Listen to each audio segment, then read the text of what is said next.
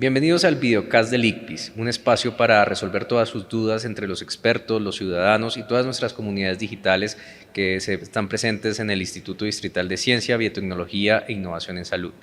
El día de hoy tenemos a la doctora Ana María Perdomo. Doctora Ana María, mil gracias por estar el día de hoy con nosotros, con toda la comunidad que tiene muchas preguntas acerca de la sangre del cordón umbilical. Doctora Ana María, usted es una médica de la Universidad Nacional, tiene un doctorado en ciencias biomédicas y cuéntenos un poco más de su perfil. ¿Quién es Ana María Perdomo? Bueno, pues Ana María Perdomo es una investigadora formada pues primero en medicina en la Nacional, luego hice una maestría en fisiología, en el Laboratorio de Fisiología Celular y Molecular. Trabajé un tiempo también con el doctor Patarroyo, o en el Instituto del doctor Patarroyo, con mi tutor en este Laboratorio de Fisiología Celular y Molecular, y después hice el doctorado también. Entonces esta parte era un poco en inmunología, y también hice el doctorado en la Nacional. Hice una pasantía en Cambridge, donde estudiábamos las células las células del sistema inmunitario, pero sobre todo en su parte de cómo migran y cómo se mueven. Entonces, digamos que eso que estábamos estudiando allá, lo trasladamos a las cosas que estamos haciendo acá en el instituto, estudiando un poco de cómo se mueven las células hematopoyéticas y especialmente las de sangre de cordón umbilical, porque durante mi doctorado estuve trabajando con estas células colectadas de donantes altruistas de un hospital aquí en Bogotá, que era el Hospital de la Victoria. Entonces, digamos que ahí nace un poco mi interés sobre las células de sangre de cordón para trasplante, para restituir la médula ósea de los pacientes. Y ahí es donde conoce un poco de la historia del Hemocentro y inicia como este proyecto desde el Hemocentro. Explícanos un poco cómo fue esa conexión y un poco de la historia de cómo nace el Banco de Sangre de Cordón Umbilical y esta gestión que ha hecho el doctor Bernardo Camacho para consolidar este banco. Pues sí, cuando yo salí del doctorado, pues uno a veces sale como diciendo, esto de estudiar moléculas y todo esto para qué sirve, todas estas cositas ahí que a veces no son tan fáciles de escalar clínicamente. Y pues quedé como con la inquietud, hay que hacer algo útil. Y yo me puse a buscar y vi que aquí en la Secretaría de Salud se estaba implementando un banco público de sangre de cordón, y yo dije, venga a ver qué es esto. Y me puse en contacto con el doctor Camacho, y el doctor Camacho dijo, sí, efectivamente estamos montando un banco. Yo tenía un poco la experiencia de las colectas de sangre de cordón.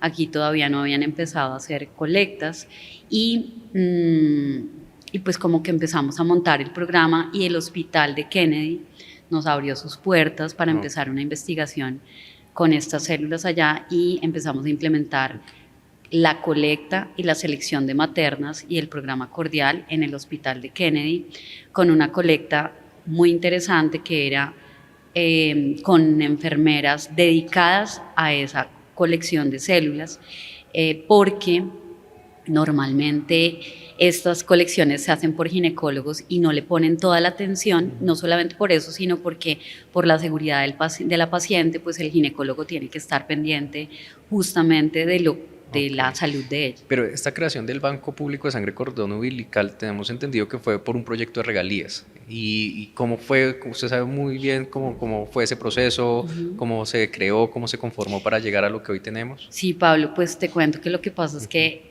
la implementación de un banco público es algo muy costoso. Entonces requería muchos recursos, y el doctor Camacho ya había postulado este proyecto al CODICIT, y luego entonces él fue uno de los pioneros pues en postular proyectos de investigación al Sistema General de Regalías, y el sistema y digamos la Secretaría Distrital de Salud y la Secretaría Distrital de Planeación vieron en este proyecto un futuro interesante y apoyaron el proyecto, y con esto se le dieron 35.000 millones de pesos al primer proyecto de regalías, porque eso es muy costoso. O sea, también este proyecto quería implementar una unidad de terapia celular y con esos recursos, y se requería para poder procesar las unidades y para poder procesar las células. Con lo cual, a través de la ejecución o la adjudicación de esos recursos, se pudo hacer una planeación muy interesante para implementar el banco público y para implementar una unidad o unas salas de procesamiento celular que permitieran no solamente hacer trasplantes, sino otras terapias más avanzadas. Entonces aquí hacemos colecta, procesamiento, y también pues extraemos las células, hacemos todo el proceso científico para poderlas llevar a un niño que requiera el trasplante. Eso en palabras coloquiales es lo que hace el Banco Público de Sangre Cordón Umbilical. Sí, un poco diferente de lo que se hace en el mundo, que en el mundo lo primero que se establecen son los registros de donantes, ha sido, digamos, el devenir de los bancos que se integran y publican sus datos en el registro para que puedan ser compatibilizados. Entonces sí, digamos que esto es sui generis, porque lo que pasó en Colombia fue al revés de todo. Primero implementamos el banco público, nosotros nos tocó desarrollar con nuestros propios, digamos, con nuestros recursos humanos, sobre todo, un ingeniero biomédico que digamos, puso sus capacidades para poder hacer un software que nos permitiera compatibilizar las células, o sea, los genes de los pacientes con los donantes, y así poder distribuir las unidades. Pero un poco para volver un poco a lo simple que tú estabas comentando, se hacen las colectas de maternas seleccionadas con un proceso muy estricto de selección de donantes sanas, y esas donantes sanas firman un consentimiento informado de poder utilizar esas células en pacientes, pero también poderlas usar en estudios de investigación básica para poder hacer diferentes desarrollos, incluyendo esto, el desarrollo que te cuento del software. Vale, pero yo creo que las personas cuando están en nuestras redes sociales y ven el cordón umbilical, que mostramos muchas fotos, ellos piensan que el cordón umbilical es el que se le lleva al trasplante. Pero expliquemos un poco qué son esas células que se extraen de la sangre del cordón umbilical. Expliquemos un poco cómo es qué son las células de sangre cordón umbilical y dónde están ubicadas y qué es lo que se hace acá en el ICPIS. Bueno, entonces, dentro de la vena umbilical, o sea, así como nosotros tenemos venas, el niño y la mamá se conectan por el cordón y hay dos arterias y una vena. Y en esta vena, que es, digamos, se llena de esta sangre, hay un porcentaje que relativamente es alto de células formadoras de la sangre o células progenitoras. Entonces, lo que se hace es colectar esas células a través de este proceso que te digo con las maternas, con las enfermeras, perdón. Estas enfermeras durante el parto, antes se les toma el consentimiento informado. Durante el parto el niño nace, se corta el cordón umbilical y se llevan el niño, le hacen pues el proceso adaptativo, todo el tema, digamos, de la paciente y de los dos pacientes, de la dupla materno-neonatal, y la enfermera se queda pinchando la vena umbilical, esto va a una bolsa, y esa bolsa tiene unas características que nos permite pinchar varias veces el cordón. Entonces, después de eso, digamos que dependiendo de la cantidad de sangre que se obtiene allí, se toman unas muestras maternas para poder confirmar que esa sangre no tenga ninguna enfermedad infecciosa. Entonces, en el laboratorio llegan las unidades aquí y aquí se descartan la mayoría. Y bueno, entonces no les conté que no todas, aunque todas las maternas es importante que donen, no todas son aptas para... Son aptas. Bueno, de todas las maternas que van a donar, hay unas que no se colecta el cordón porque no son aptas, ellas como gestantes. De las unidades que se colectan y llegan aquí al banco, más o menos entre el 80 y el 90% se descartan. Y de ese 10% que se puede almacenar, también hay un descarte como del 20% de ese total. Entonces, como te puedes dar cuenta, o como se van a poder ustedes dar cuenta con lo que estoy hablando, esto es realmente una joya, es como entrar en un... Sí, no es tan fácil que todas las maternas pueden dar como entrar en una mina células. y entonces tener que picar un montón para poder encontrar la joya, que es esa unidad de sangre de cordón que tiene la cantidad de células que se necesitan para poder ser infundidas en un paciente que tiene una enfermedad muy grave de la sangre. Porque además en el proceso de congelamiento se pierden esas células, ¿no? Cuando se descongela, entonces toca tener todas esas características que ustedes nos mencionan. Porque aquí en el ICVIS también, aquí en el ICVIS esas unidades se congelan, se preservan a muy bajas temperaturas y las células quedan congeladas. ¿Es así? Sí, es así, y lo que dices es verdad. En el proceso de congelación, tenemos que muchas células no resisten ese proceso porque el agua se vuelve cristal y rompe las membranas como si fuera pues, un objeto cortopunzante y la rompe. Entonces al romperlas se mueren y muchas de ellas pues no pueden ser como viables para poder llegar a la médula ósea después de ser infundidas. Usted nos está hablando precisamente de la médula ósea. ¿Cuál es esa relación con las células de la médula ósea? Digamos en nosotros, las personas que estamos en el común, que decimos sí, las células de la médula ósea son las células formadoras de la sangre. Exacto. Entonces, ¿cuál es esa relación para que la gente diferencie un poco de que la sangre de cordón umbilical son las que precisamente nosotros guardamos para hacer los trasplantes y la diferencia a las que nosotros tenemos? Entonces dirá las personas, ¿por qué no nos extraen las células de nuestro tuétano de los huesos para hacer un trasplante? Entonces, ¿cuáles son esas diferencias? Bueno, entonces tú decías que ¿por qué no nos extraen las células de nuestros tuétanos? De hecho, se hace, ¿no?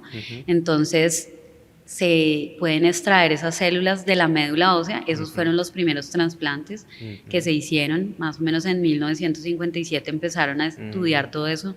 Duraron 20 años, en el 77 ya por fin dijeron, bueno, esto se hace de tal manera, y ahí se dieron cuenta que eso que había en la médula ósea podía restablecer a un paciente que lo necesita. La hematopoiesis, la producción de células de la sangre. Por ejemplo, para una leucemia. Para una leucemia. Entonces, y luego, entonces, como en los años 80, más o menos a finales de los años 80, ya extrajeron sangre de cordón y dijeron, oiga, aquí hay las mismas células que hay en la médula ósea. Y todo ese estudio dio lugar a que supiéramos que más o menos que se pueden encontrar células de estas en el hígado fetal, se pueden encontrar estas células en la placenta, se pueden encontrar estas células en la sangre de cordón, en el vaso y en la médula ósea. Pero una de las grandes pues, digamos, diferencias para hacer estos trasplantes es que las células de sangre de cordón umbilical le sirven a los niños por las características que tienen, o sea, niños con leucemia o una enfermedad grave de la sangre. Y en cambio, digamos que la donación de médula ósea sería para una persona más adulta. ¿Sí es así? Sí, sí, tienes razón en eso, en que digamos la sangre de cordón, por la cantidad de células, se utiliza más en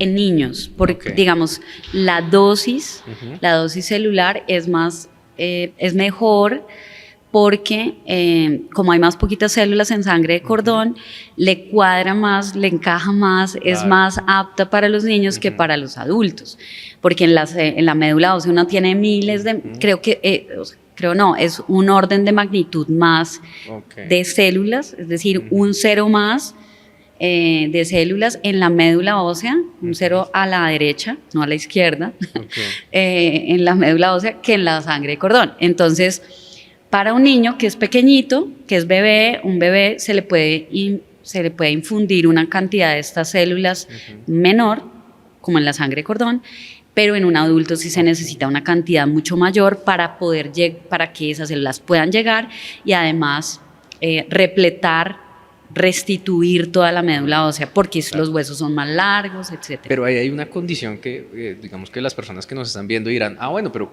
la sangre le puede servir a cualquier niño, pero no, existe algo que se llama el HLA o la compatibilidad. Entonces ahí juega otra arista en este proceso de la donación. ¿Y esto qué es? ¿Qué es el HLA? ¿Cómo pueden buscar, digamos, quién son los encargados de buscar las células del Banco Público de Sangre Umbilical para hacer los trasplantes? Bueno, Pablo, muchas gracias por esa pregunta, pues porque eso es una duda muy difundida pues entre las personas que muchas veces llaman y dicen como, oye, mi hijo, un pariente mío tiene una enfermedad, yo necesito saber si es compatible o no. Y pues no, en realidad así no es el proceso como se hace, porque este sistema se llama complejo mayor de histocompatibilidad y es complejo. Y entonces es complejo porque cada uno de nosotros tiene una variantes diferentes. Nosotros tenemos cada uno variantes distintas de esa huella, es como una huella dactilar molecular. Entonces vamos a comparar nuestras huellas dactilares y va a ser muy improbable que nuestras dos huellas sean iguales. Entonces, es muy similar el sistema molecular que hace que un paciente y un donante sean compatibles. Entonces, ¿quién lo hace? El médico tratante.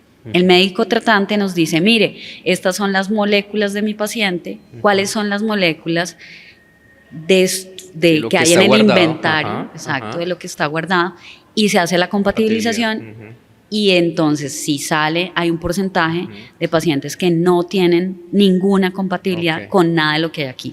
¿Y entonces qué pasa ahí? Entonces muchas veces esos pacientes no tienen otra alternativa, pero hoy por hoy se hace otro tipo de trasplante, que es el trasplante haploidéntico. Esto es un trasplante en el cual no tiene que tener 100% compatibilidad, sino 50%. Y un niño deseablemente tiene un papá que lo está cuidando y ese papá tiene 50%. Entonces, casi siempre hay un donante disponible. Pero en nuestro país, con nuestras condiciones, muchas veces los niños son huérfanos de padre y madre, o no tienen hermanos, son adoptados, etc. Y es en estos casos donde se necesita un registro nacional de donantes, donde se encuentre un paciente, un donante compatible. Okay. Y esto hace muchos años uno oía a las personas que decían, no, es que me voy para Europa a conseguir las células para mi hijo o para mi hermano.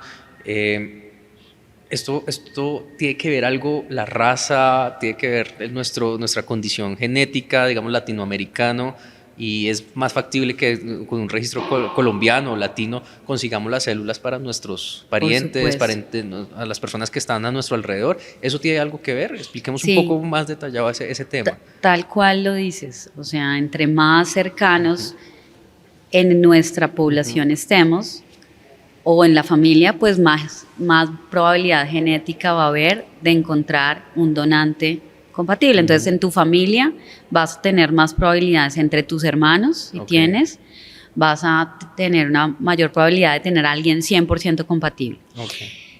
Pero si no tienes un donante compatible, ni tienes tus papás vivos, o no tienes un donante no tienes hermanos, pues si tenemos un registro de donantes o las unidades de sangre de cordón acá guardadas, es más probable que encuentres, porque tus parientes, o sea, digamos, todos somos en cierta forma relacionados, parientes, o provenimos de un ancestro común, o somos primos. De hecho, pues en la costa de todos se dicen primo. Y de hecho, pues en cierta forma sí somos más relacionados tú y yo, que lo que yo puedo estar relacionado con alguien en el Japón o con alguien. Pero estos registros se conectan también, porque entonces si un europeo tiene un parentesco con un latinoamericano, puede conseguir las células y se pueden hacer esos envíos, o esto se maneja a nivel internacional. Ese es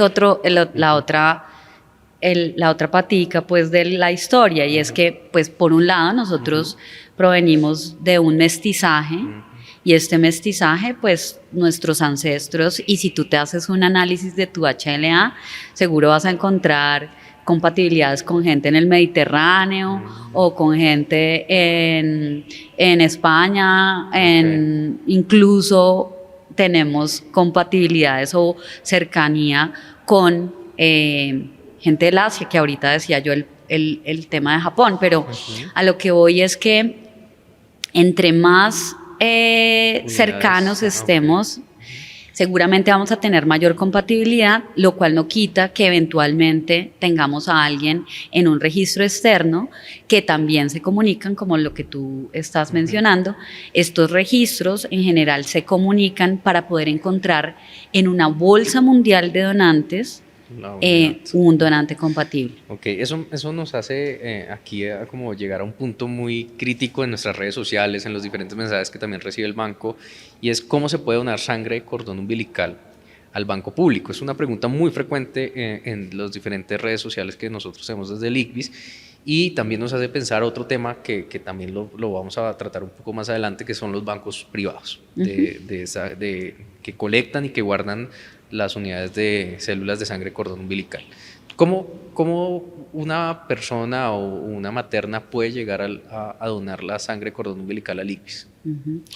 Bueno, nosotros implementamos un modelo especial para volver más eficientes estos recursos, pues porque es costoso y hay que hacerlo óptimo. Entonces, para optimizar estos recursos, nosotros lo que hicimos fue ir a los hospitales e implementar nuestro programa, que es el programa Cordial, donde enfermeras captan todo lo que llega en los hospitales que más partos tienen. Es decir, que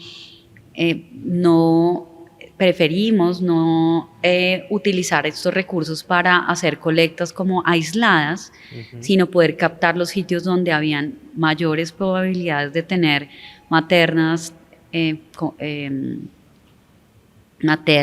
aptas, y entonces digamos que masificar un poco esta colecta para optimizar la colecta. Entonces, para todas esas maternas altruistas a las cuales pues agradecemos su disposición a donar, lo que hay que decirles es, bueno, hay una opción en estos hospitales públicos donde está implementado el programa. Tenemos también una colecta dirigida, pero que es ordenada por el médico.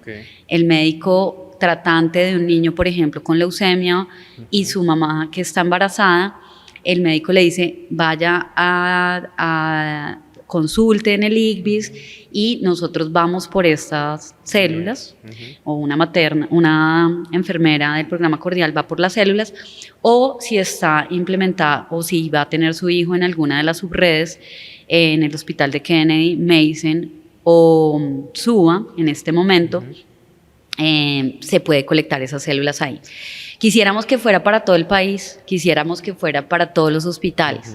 Sin embargo, esto hace que los costos aumenten muchísimo y, como les decía, dada la restricción que hay para la selección de las maternas y dada la restricción que hay para la selección de las unidades, pues no podemos hacerlo. Pero lo que sí hacemos es agradecerles, porque de todas maneras, de las unidades que colectamos, que no pasan a procesamiento, también tenemos que agradecerlo, y también se necesita, porque uno no puede entrar en una mina y querer que aparezca el diamante de una, ¿no? Pues hay que picar toda la mina y se necesita toda la mina para que se produzca el diamante. Entonces, esta donación es eso, así, se necesitan todas las donaciones para poder encontrar estas células, estas unidades con estas células que son aptas. Además de que es un proceso de altruismo, de solidaridad con la comunidad, porque las células son públicas también, como lo dicen. Exacto.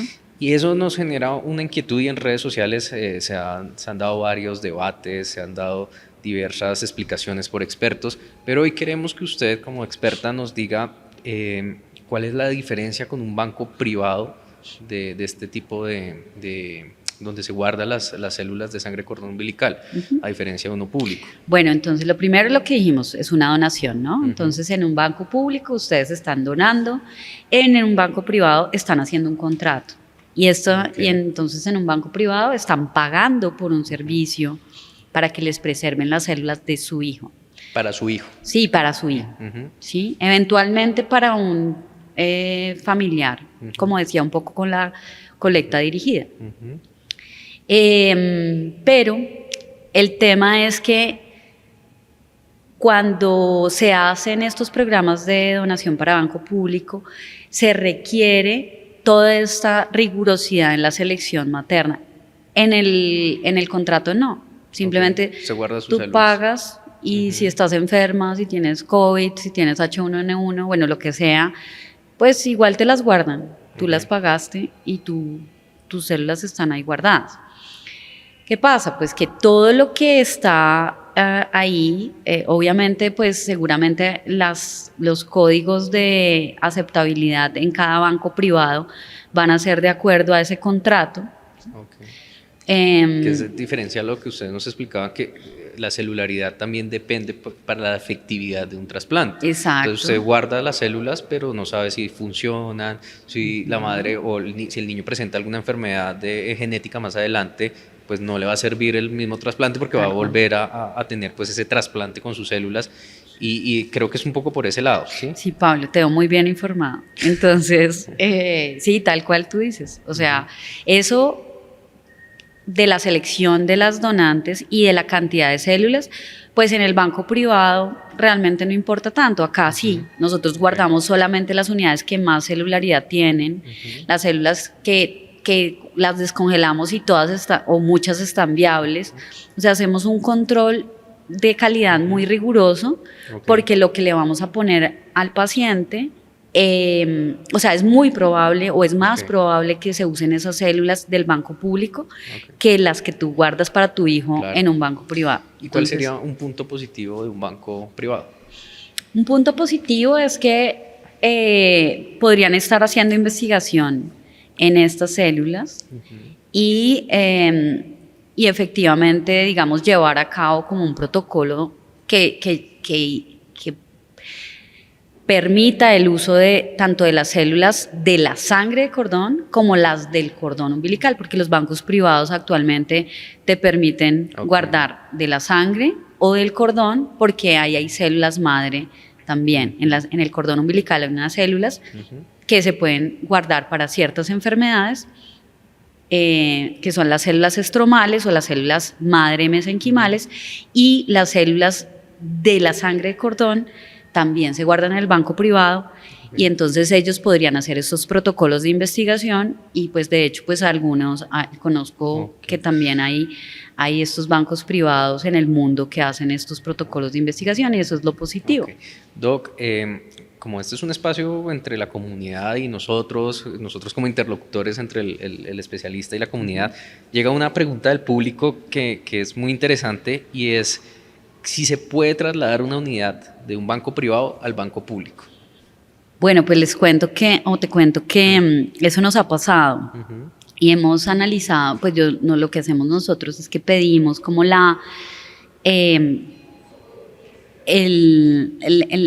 contenido, o sea, el documento donde se especifica el contenido de esas células que están guardadas en un banco privado.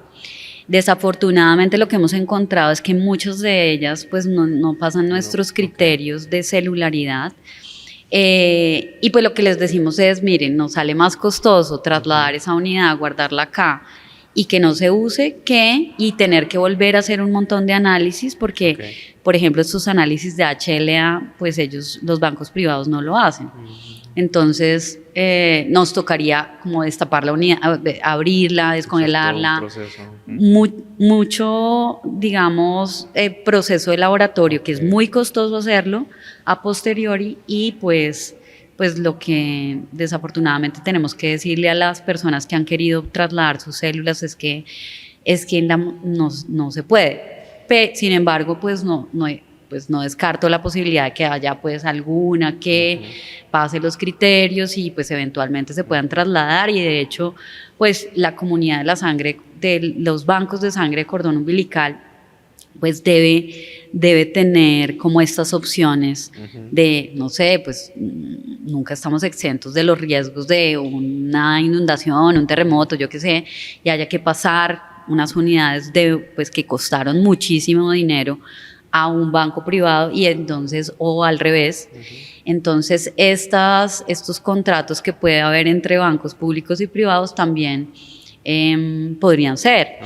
De todos modos, es importante saber que la calidad de las unidades entre las celdas guardadas a través de un contrato y las celdas guardadas a través de una donación es diferente, porque nosotros como banco público tenemos que hacer que estas donaciones que son para la clínica sean realmente efectivas, ¿no? Entonces, y optimizadas, porque son recursos públicos.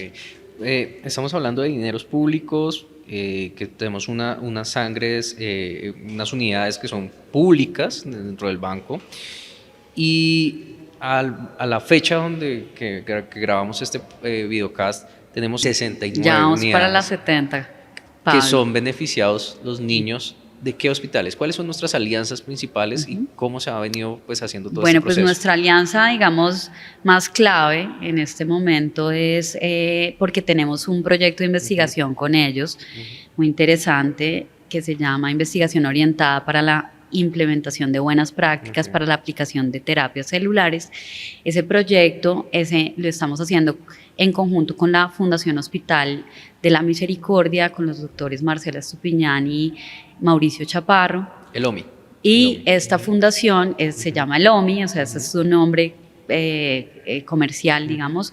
La Fundación OMI es pionera en estos trasplantes, llevan más de 15 años haciendo e implementando trasplantes de sangre de cordón, pero también de médula ósea, sangre periférica movilizada, y con ellos estamos investigando. Eso es un hospital muy importante para nosotros,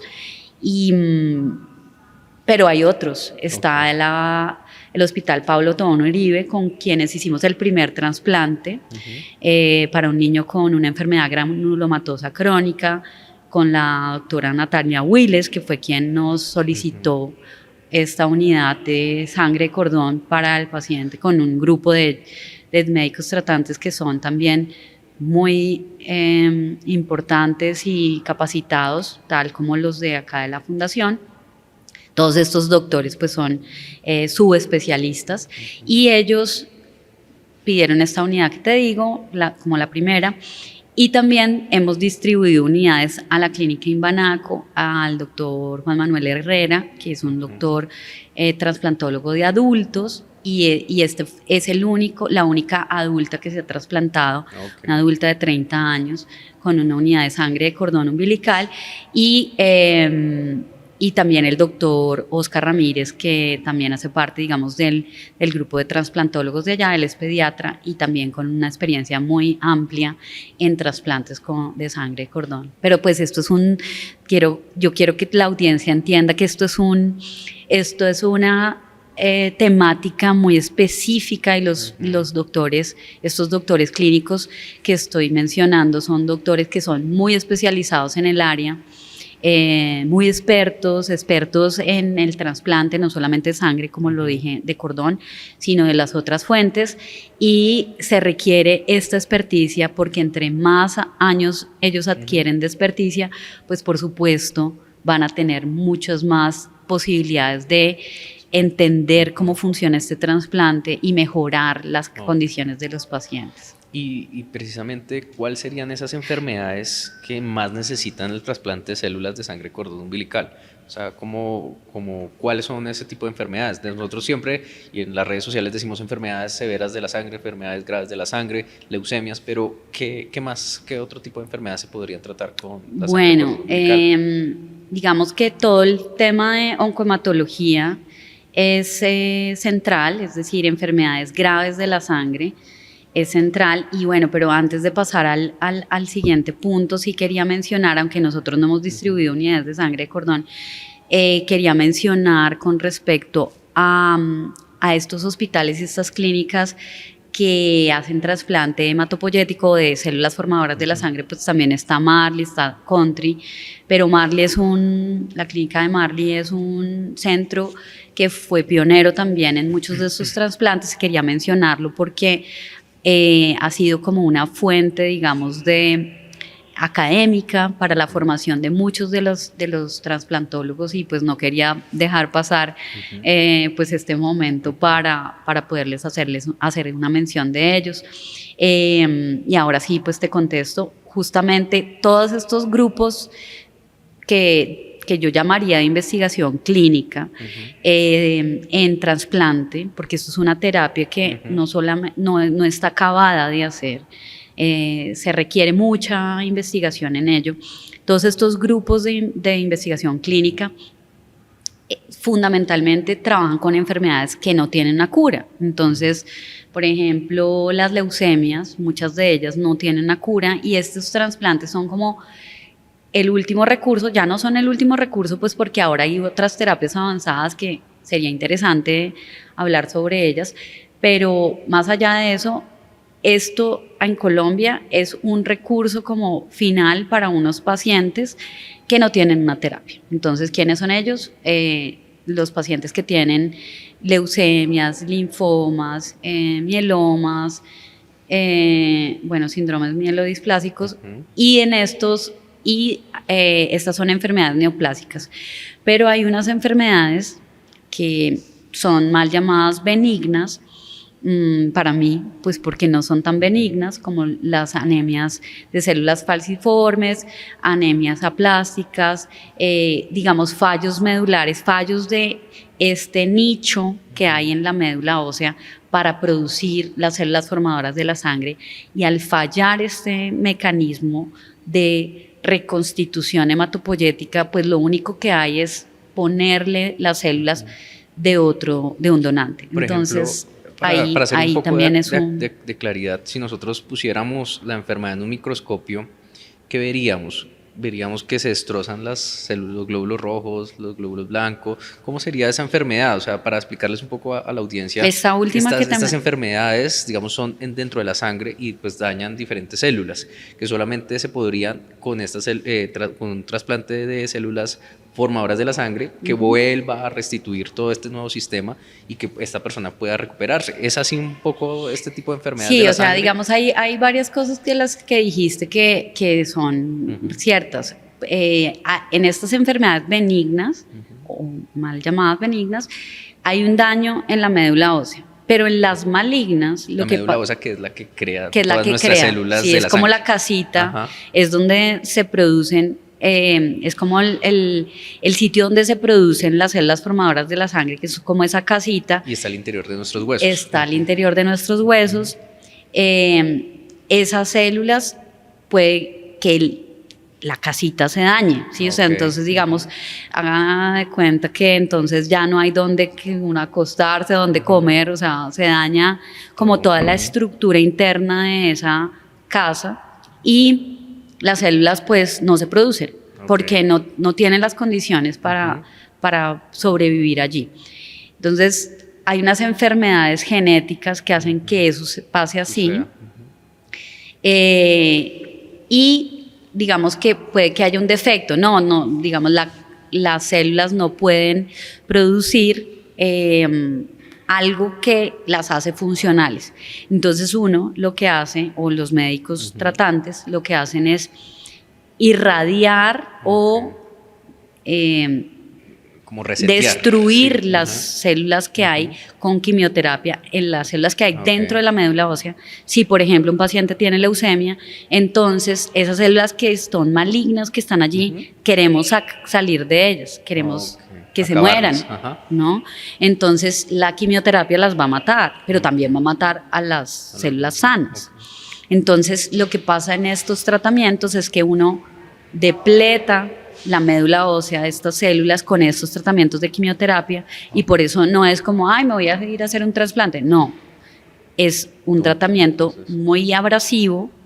El paciente sufre, digamos, lo que sufre como con una quimioterapia normal para arrasar literalmente con toda la celularidad que hay en la médula ósea, para que luego las células que uno infunde, porque las infunde por un catéter que va al corazón, ¿sí? Entonces va a una bolsa que va pegada, va por una tubuladura, va a un catéter que va al corazón y del corazón se va al pulmón, luego vuelve al corazón y luego se va a toda la economía del cuerpo. Esperando que esas células buenas, Imagínense, células madres, entonces lleguen al tienen que tuétano. atravesar toda esta, o sea, es una odisea literal.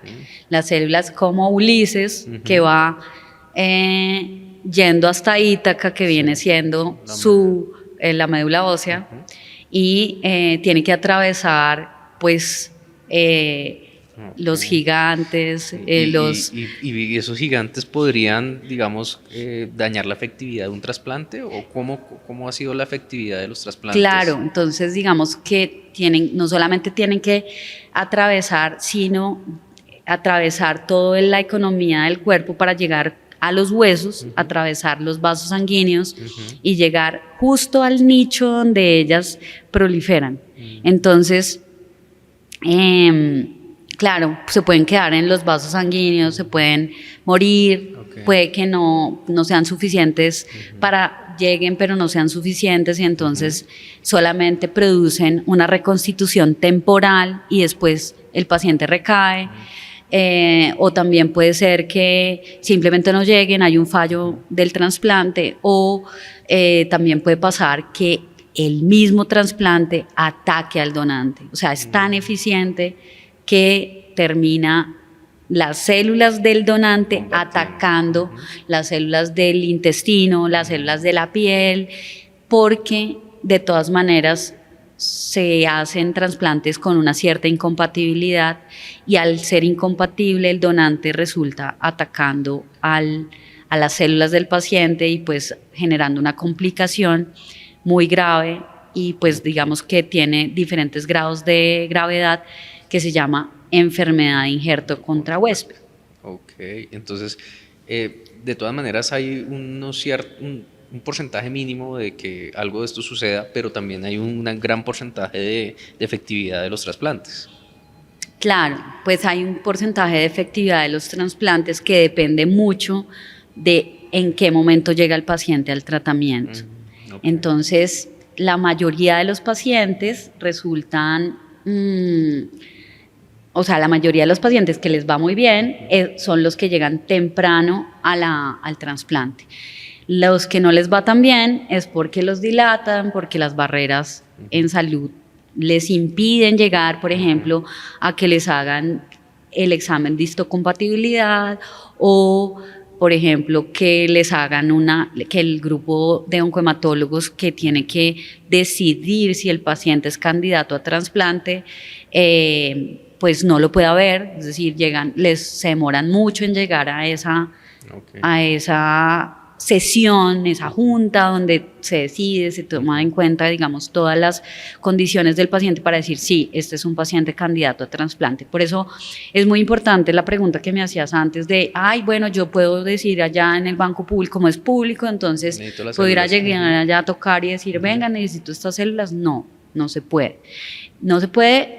No porque no queramos, sino porque es tan complejo el proceso, porque es tan compleja la candidatización de ese paciente a trasplante, que simplemente el paciente no lo puede saber hasta que llega a ese grupo de oncomatólogos especialistas que le dicen, sí, usted es candidato, se tiene que hacer todos esos exámenes, y además su donante tiene entre esta opción y esta opción. Y por eso lo que queremos en el ICVIS y lo que se ha promovido un poco en el ICVIS es que un paciente tenga todas las posibilidades de donante. Es decir, un paciente que no tiene un donante 100% compatible en su familia, el médico tratante le puede decir, mire, hay cordones, hay una sangre de cordón que le puede servir, pero también hay un donante adulto que le puede servir, pero también hay un digamos, un haploidéntico que le puede servir. ¿Cuál es el donante mejor? El que el paciente necesite. Y eso no lo podemos saber ni tú, ni yo, ni ninguno de los que trabajamos acá, sino es el grupo tratante y el médico que va a hacer el trasplante, y en acuerdo con el paciente, teniendo en cuenta todos los riesgos, porque esto es un proceso riesgoso, teniendo en cuenta las complicaciones, pues es una decisión de la relación médico-paciente que tan trastornada hoy por hoy, por estos días está. Okay. Vemos un tema muy importante de investigación, de grupos, de medicina, desde que me imagino que hicieron la investigación en etapa preclínica, llegar a lo clínico, ahora llegar al trasplante, son muchos años. Hace unos meses salió una noticia muy interesante que gracias a estas células, una paciente que tenía VIH, pues le colocaron un trasplante de células y tuvo como una reacción positiva ante el trasplante. ¿Usted cómo ve este tipo de investigaciones y este tipo de aplicaciones que se está dando desde la ciencia para este tipo de casos y otros casos que se están realizando? No, pues en el es muy mundo? interesante esa pregunta porque es que estas células de sangre de cordón hasta ahora estamos hablando de una aplicación, pero hay miles de aplicaciones, cientos de aplicaciones que se están estudiando en este momento. Entonces un banco público como el nuestro tiene unas posibilidades gigantescas de aplicación. Y eso que tú estás diciendo es una, y es la cura del VIH. ¿Sí? Es como le depleto nuevamente. Entonces te decía, para una enfermedad cualquiera, le depleto las células que tienen la enfermedad, en este caso células infectadas, y le pongo unas células nuevas. Pero ¿qué pasaba? Que si le ponía unas células nuevas de cordón, este virus es muy difícil de erradicar de las células donde está, que son las células, los linfocitos, las células que se dedican a la inmunidad adaptativa, o sea, que se dedican a atacar las infecciones. Entonces, ese virus se hace ahí. Y resulta que su mecanismo de entrada es a través como de unas puertas, ¿no? Las células tienen como unas puertas que son como los receptores. Y yo puedo utilizar para el trasplante unas células que les hace falta la chapa. Entonces el virus ve la puerta, pero no puede abrir la chapa porque no hay. Entonces le quito un pedazo de molécula a la puerta, por decirlo así, a la puerta molecular, y entonces el virus va a entrar y no entra. Entonces le trasplanto estas células de puerta sin chapa y resulta que curo el virus. Entonces, todos estos procesos que se pueden hacer, porque hay unos de nosotros que tenemos estas células de puerta sin chapa naturalmente, porque no pasa nada, es decir, se ha descubierto que este virus entra así, pero hay unos de nosotros con unas variantes que no tienen esa chapa. Entonces yo investigo en mi inventario de sangre de cordón quiénes son los que tienen esas moléculas, y si eventualmente alguno de esos es compatible, se la pongo y le curo el VIH a un paciente. Eso es, sí es posible. una manera de ingeniería, no es ingeniería genética porque es simplemente utilizar una variante normal, pero también lo puedo hacer a propósito. O sea, yo puedo quitarle ese pedacito a varios de mis cordones con ingeniería genética y hacer curas celulares para el VIH. Para lograr eso y aclarar un poco también a las personas que no es investigar inmediatamente y tenemos la solución. No. Hay que hacer investigación básica, tenemos que estar en el laboratorio, luego hacer todo un proceso preclínico, luego clínico, que son años. Sí, claro, todo esto son potencialidades. Digamos, nosotros por lo menos ahorita no hacemos esta caracterización de esta molécula en particular, que se llama CCR5, pues no, solamente pues para las personas que les interesa, digamos, particularmente el tema, pero ese receptor uno lo caracteriza y dice, esto tiene la de lesión, este no, y eso, por ejemplo, no lo hacemos acá, toca investigar, entonces nos toca mandar a secuenciar, pues, todas las unidades para poder saber quiénes sí lo tienen, quiénes no, y como tú dices, después de investigaciones que duran años, o sea, nada más nosotros para poder hacer el primer trasplante nos demoramos, pues para poder hacer la primera distribución, porque nosotros no hacemos el trasplante. Para poder hacer la primera distribución nos demoramos como unos 5 años y ya llevamos más o menos 12 años investigando. 5 años al día de hoy. Más, digamos, desde que nació el sueño del doctor Camacho en los 80 y al llegar al 2022. Claro, y que se junten, digamos, diferentes... Mucho tiempo, ¿no? Como dice él,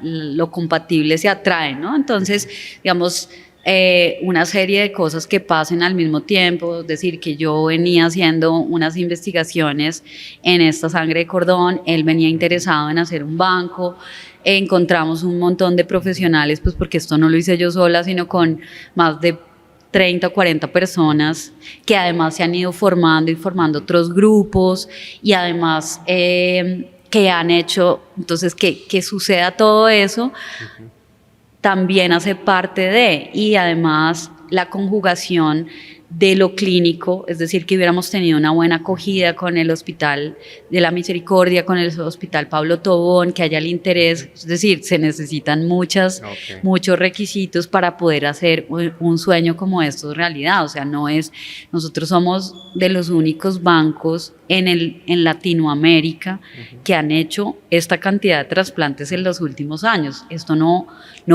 pasa en México, no pasa en Argentina, no en Brasil pasa, pero no de la manera concentrada como lo tenemos acá.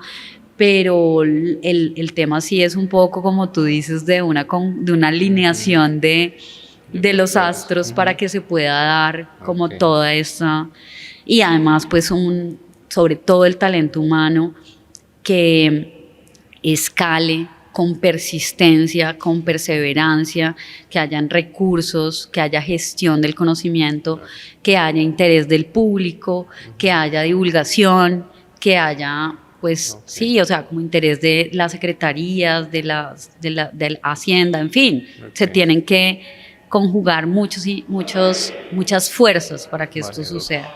Doc, muchas gracias por haber estado en este primer capítulo del videocast del ICBIS. Bueno, pues gracias a ustedes. Si se generan muchas más preguntas por medios digitales, nosotros poderlas transmitir y poderles responder por todos los medios. Y antes de terminar, hay una pregunta que quisiéramos realizarle, y es, ¿para usted qué es la ciencia? Una pasión. Para mí la ciencia es una pasión. Aunque dicen que las cosas apasionadas a veces no son tan buenas, ¿no? Pero sí es algo que si tú no lo haces con ese movimiento, con ese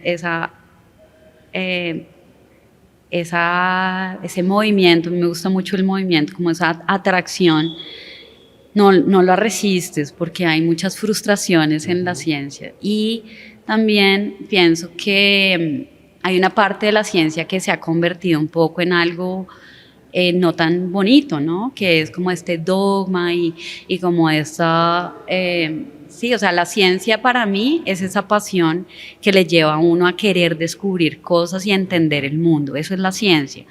Pero se ha estructurado como en unos andamiajes muy rígidos que a veces la desdibujan a ella per se, y entonces limitan la creatividad, y a veces toda esta serie de pasos que hay que pasar para poder llegar a ser doctor o a ser un científico reconocido, a veces son demasiado rígidos, y eso, digamos, a veces desestimula, pero la ciencia sí es algo que es para descubrir, para entender, y necesita creatividad y necesita mucha pasión desde mi punto de vista. Pero gracias por esa pregunta. Gracias, Doc. A ustedes mil gracias por haber estado conectados, y vamos a generar más estos contenidos para poderle aclarar las dudas a las personas que nos escriben a diario, que tienen ciertas preguntas que no pueden resolver, digamos, en internet, y que se generan un montón de noticias falsas también por los diferentes medios digitales, y acaba eso, creo que es el medio para poderles aclarar todas estas dudas y hacer todo lo que nosotros generamos desde la divulgación de la ciencia y conectarlo con la comunidad. Muchas gracias, Doc. Bueno, gracias a todos. Muchas gracias. Chao.